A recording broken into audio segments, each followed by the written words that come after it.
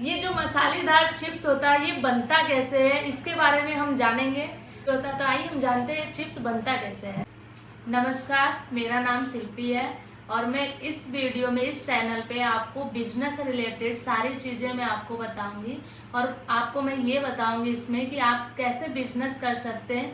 एक छोटे बिजनेस से लेकर एक बड़ा बिजनेस आप कैसे इम्प्रूवमेंट कर सकते हैं, ये सब कुछ इस चैनल पे आपको बताएंगे। अगर बिजनेस से रिलेटेड आपको जानकारी चाहिए या कुछ यूनिक बिजनेस आपको सीखना है तो आप हमारे चैनल से जुड़ सकते हैं, मुझे आप सपोर्ट कर सकते हैं और मेरे चैनल को सब्सक्राइब कर सकते हैं। स्पेशली मैं इस वीडियो में, मेरा ये फर्स्ट वीडियो में, इस वीडियो में आपको बताऊंगी जैसे हम चिप्स जो हम खाते हैं, चिप्स बच्चों को बहुत पसंद होता है, बड़े से लेकर बच्चों तक हर किसी की पसंद एक होती है जो चिप्स होता है। आप इसको कैसे बिजनेस करेंगे और इसमें क्या क्या चीज़ें की ज़रूरत पड़ती है, इस वीडियो में आपको सब कुछ बताने वाली हूँ। तो सबसे पहले हम जानते हैं कि चिप्स बनाने के लिए हमको क्या क्या चाहिए होता है। अगर आप बिजनेस पर्पज से कर रहे हैं तो चिप्स के लिए कम से कम हमको 4 से 5 मशीन की ज़रूरत होती है।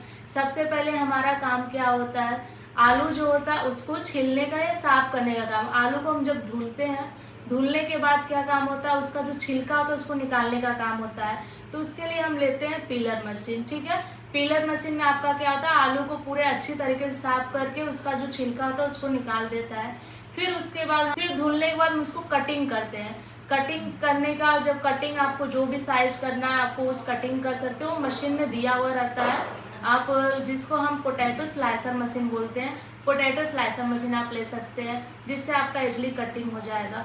कटिंग करने के बाद फिर हम धुलते हैं, फिर उसमें जो पानी एब्जॉर्ब किया रहता है उसको क्या है कि आपको सुखाने का करना पड़ेगा, उसको सुखाना पड़ता है। ठीक है, तो सुखाने के लिए आप तो देखिए फैन से अभी आज के डेट में ये सब चीज़ बहुत ज़्यादा टाइम लग जाता है, या बिना सुखाए अगर आप करते जिससे आपका क्या होता है ऑयल ज़्यादा सोखता है, या आप ऑयल से ना काम करके आप रोस्ट कर रहे हैं चीज़ को या आप चिप्स को रोस्ट कर रहे हैं तो वो रोस्ट करने में ज़्यादा टाइम लगता है, जिससे आपका इलेक्ट्रिसिटी ज़्यादा जाएगा और आपका टाइम भी वेस्ट होगा।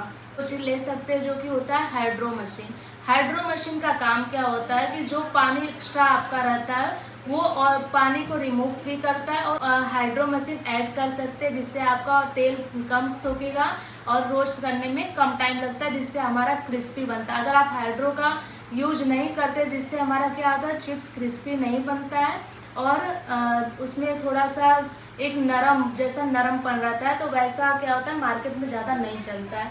फिर इसके बाद आप फ्रायर कर सकते हैं, फ्रायर का यूज कर सकते हैं, जिसमें फ्रायर मशीन आता है, बहुत मार्केट में देखे होंगे। इलेक्ट्रिक भी आता है और आपका गैस वाला भी आता है, वुडन का भी आता है। आपको जो सूटेबल हो आप उससे फ्राई कर सकते हैं चिप्स को। आराम से आप एक बार में 30 केजी 25 केजी आराम से उसको फ्राई कर सकते हैं। अगर आप हेल्दी बनाना चाहते हैं चिप्स, आज के डेट में देखते हैं कि हेल्दी चीज़ों का बहुत ज़्यादा क्रेज़ चल रहा है, बहुत उसका मेंटेनेंस भी कम होता है और वो बहुत ज़्यादा चलता भी, क्योंकि आज बच्चे हो गए या जो भी लोग देखते हैं कि हेल्दी चीज़ को खाना पसंद ज़्यादा करते हैं, भले ही कम टेस्ट हो उसमें। ठीक है, तो रोस्टर आप अगर फ्रायर ना करते हैं तो आप रोस्टर मशीन का यूज कर सकते हैं। रोस्टर मशीन का काम क्या होता है, उसमें वुडन रोस्टर आता है, इलेक्ट्रिक रोस्टर आता है, जो भी मार्केट में अवेलेबल है आप उसको लेकर, आपको जो आपके बजट में पड़े उसको लेकर आप बिजनेस कर सकते हैं। रोस्टर में क्या होता है कि जब हम हाइड्रो से जब ऑयल रिमूव करते हैं तो डायरेक्ट हम रोस्टर में डालते हैं, जिससे आपका एक तरह से माने तो 0% ऑयल उसमें लगता है, जो कि आपका ये रोस्ट करके पूरा एकदम 100% रोस्ट करके निकाल देता है चिप्स को, जिससे वो क्रिस्पी क्रंची बन जाता है।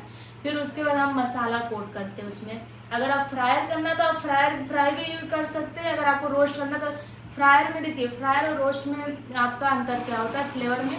फ्रायर वाला जो रहता है वो ज़्यादा टेस्टी रहता है और रोस्ट वाला जो रहता है थोड़ा उससे कम टेस्टी होता है, लेकिन ये हेल्दी होता है आपका। फिर इसके बाद हम आ जाते हैं कि जो चिप्स हम बनाते हैं उसमें जैसे मसाला कैसे ऐड करते हैं, तो उसके लिए आप मसाला फ्लेवर मशीन आता है, जिसको हम मसाला कोटिंग मशीन भी बोल सकते हैं।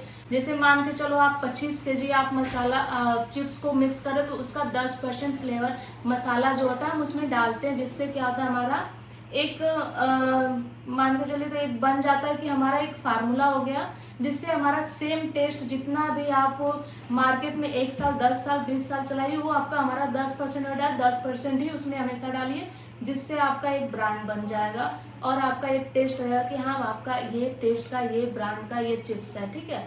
फिर उसके बाद हम इसको पैकिंग में करते हैं, जो कि आता है हमारा पैकिंग मशीन आता है, फुली ऑटोमेटिक आता है। वो मशीन आप लेकर आप इसमें पैकिंग कर सकते हैं, बहुत इजी काम होता है। मार्केट में बहुत सारी मशीनें आती है, पाउच पैकिंग मशीन, आप उसमें से ले सकते हैं। लेकिन मैं आपको सजेस्ट करूँगी आप हमेशा जब भी लीजिए इंडियन मशीन ही लीजिए, जो कि आपको वो ज़्यादा अच्छा होता है और विदाउट टेंशन आप उसको कर सकते हैं, क्योंकि आपको उसको सर्विस मिल जाएगा। यही आप इम्पोर्टेड लेते हैं तो इम्पोर्टेड में क्या होता है, वारंटी गारंटी नहीं देते हैं, और कंपनी वाले कोई भी वारंटी गारंटी नहीं देते हैं, जिससे आपको हेडेक हो सकता है और कुछ भी दिक्कत होता है उसका सर्विस जल्दी नहीं मिलता है, ठीक है। फिर हमारा क्या होता है कि जैसे क्या है कि हम कोई भी चीज़ का पैकेजिंग कर रहे हैं, ठीक है, तो उसके लिए हमको ब्रांड चाहिए होता है। या आप नॉर्मल ब्रांड पे जाते हैं तो आपका क्या है, मार्केट में आप एक जैसे ही दिखेंगे। अगर आपको अपना पहचान बनाना है, अपना ब्रांड करना है, तो आप एक अपना ब्रांडिंग कर सकते हैं, जिससे क्या होता है कि आपका एक ब्रांड बन जाएगा, आपको उस ब्रांड से लोग जानने लगते हैं और आपका अलग ही लेवल पे बिजनेस चलता है।